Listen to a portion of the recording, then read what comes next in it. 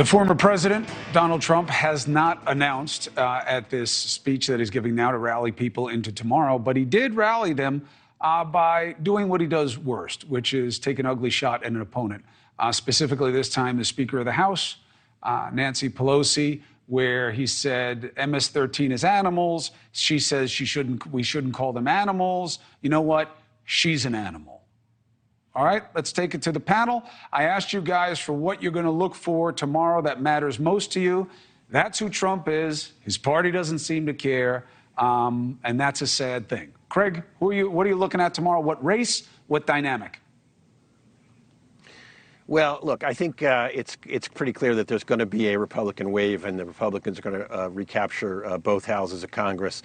And I think it's a damn shame that the only way the American people have to sort of punish the excesses and failures of the Democrats is to empower election deniers and people who don't seem to be comfortable with the rule of law. But there's a bright spot, and it's right here in my home state of Pennsylvania, where the Democratic gubernatorial candidate, Josh Shapiro, I think is going to resoundingly defeat Doug Mastriano.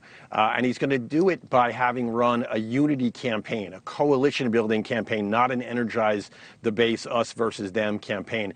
I hope that that's a model for people in both parties going forward towards 24. It'd be nice. Nina.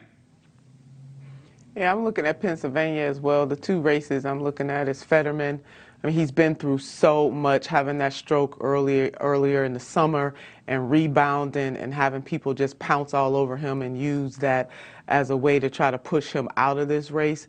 Him winning this race will not only mean a lot for the people of that great state, but this nation, and also people who are otherly abled, and that you can continue to push if you believe you have what it takes. And I'm also looking at Summer Lee in the 12th Congressional District. She has been pounced on by moneyed forces that are trying to prevent her. They tried to prevent her from making it through the primary, and she did make it through that primary, and now those same interests are pounding on her, giving her GOP opponent a whole lot of money. So I want to see her come through that strong.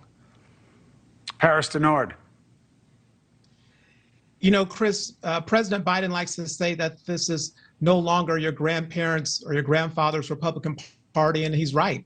This Republican Party is on the precipice of electing more minorities, veterans, and women than never before in history.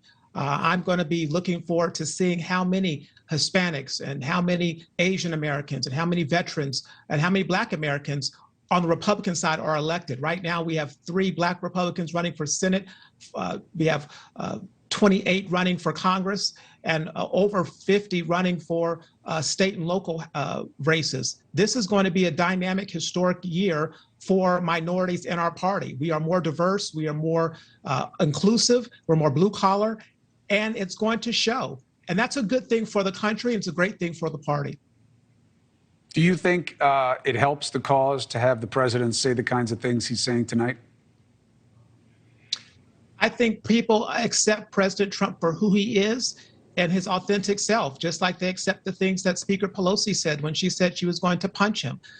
Just like they accept the things that people like Stacey Abrams said in terms of her questioning actively the results of the election.